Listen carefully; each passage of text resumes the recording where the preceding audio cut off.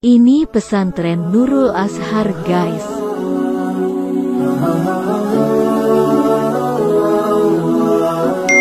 Wah, ada notif pertanyaan. Yuk mari kita jawab, guys. Ustadz, kami keluarga mampu, apakah bisa masuk pesantren Nurul Azhar?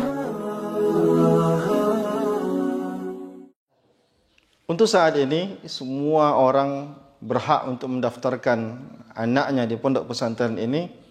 Hanya saja karena kami saat ini hanya menerima kaum duafa, maka yang boleh mendaftarkan diri di pesantren ini hanya mereka-mereka yang layak untuk menerima zakat. InsyaAllah tahun depan kita akan bangun pesantren satu lagi, sehingga semua orang yang duafa ataupun agniya bisa belajar di pondok pesantren Nurul Azhar. Hanya saja untuk tahun ini kita masih menerima yang duafa. Catat bahwa kita secara konsisten biasanya menerima santri di pondok pesantren ini pada bulan pendaftaran pada bulan November dan bulan Desember, sekitar 2 bulan. Setelah itu nanti akan diseleksi berkas.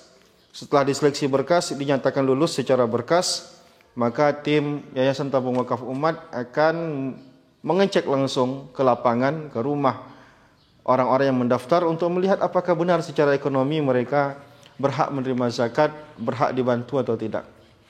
Setelah itu nanti akan ada tes-tes lanjutan seperti tes membaca Quran, tes komitmen santri, dan juga tes psikologis dan lain-lain. Dan semua itu tujuan kami adalah agar bagaimana santri ini belajar di sini dengan betah, dan sumbangan Bapak Ibu sekalian yang diarahkan ke tempat ini tepat pada sasarannya. Karena di sini kita punya target yang besar.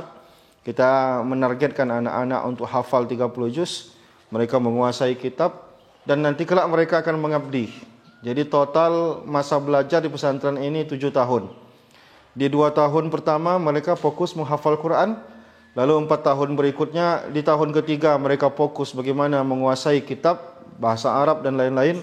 Tahun ketiga, keempat sampai ke tahun ke-6 mereka akan fokus membolak-balik kitab kuning, dan nanti pada tahun ke-7 mereka akan mengabdi di Yayasan Tabung Wakaf Umat menjadi guru di tempat ini atau di tempat-tempat lain. Alhamdulillah Yayasan Tabung Wakaf Umat saat ini sudah membangun beberapa madrasah, sudah membangun beberapa rumah Quran, dan juga punya beberapa masjid yang sudah dibangun. Jadi banyak tempat pengabdian di tempat ini insyaAllah. Dan semua santri wajib mengikuti masa pendidikan 7 tahun. 6 masa pendidikan, tahun ke-7 mereka pengabdian. Wallahu a'lam.